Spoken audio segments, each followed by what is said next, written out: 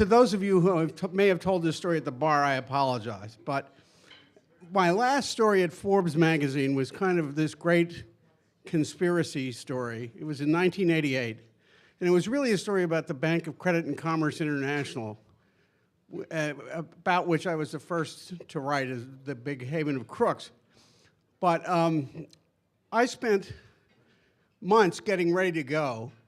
And it took months, and I managed to arrange what was supposed to be a 15-minute, off-the-record meeting with Benazir Bhutto in London. She was in exile. And she was really reluctant to see me, but she was motivated because she believed that her father had been hanged by Zia al-Haq at the behest of Mr. Abadi, the founder of BCCI. And when we began to talk, she decided that maybe I knew what I was talking about. I was friendly enough, and besides, I was about to get married. As it turns out, so was she.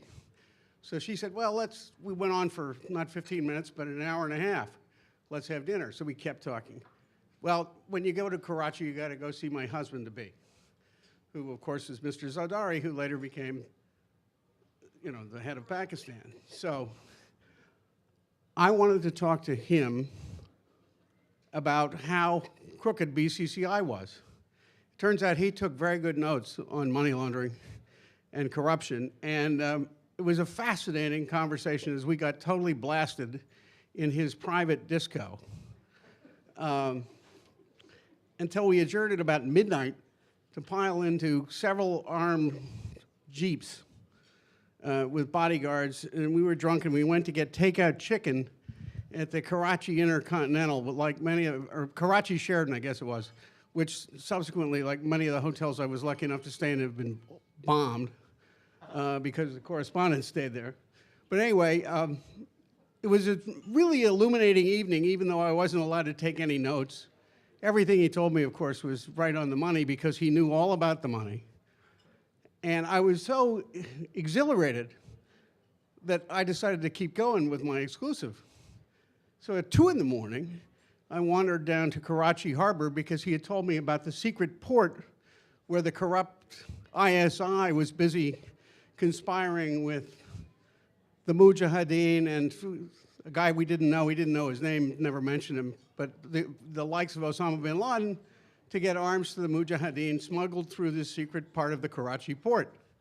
So I decided to rent a rowboat at 2 in the morning, totally blasted out of my mind.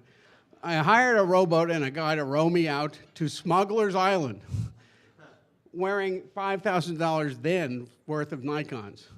Now, that I'm able to tell this story is evidence of only one thing as I think about it now. Well, two. One, sometimes when you're young and brash, you get amazingly, stupidly lucky. And you walk through these situations as safes are falling out of the sky. And the other is that I was probably being followed by so many different intelligence agencies that I was wandering around, unbeknownst to me, in a bubble.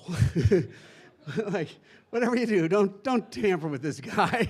We want to see where he's going next. And so I went out there and tried to take pictures at 3 in the morning of Karachi Harbor in total darkness.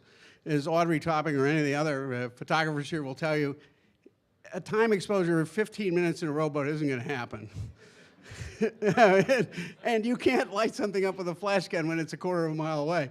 So that was all sort of stupid. But I had a great time, and I'm here to tell that story because it was just my little contribution to how much fun we have doing really stupid things in the pursuit of the exclusive.